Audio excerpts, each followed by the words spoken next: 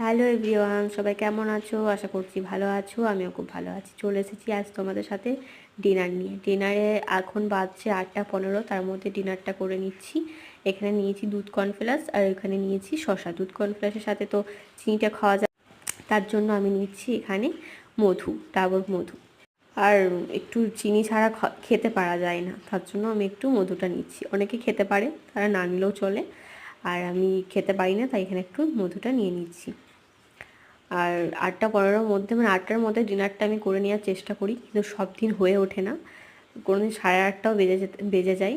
তবে আমি চেষ্টা করি ডিনারটা যেন একটু জলদি জলদি করে নিই।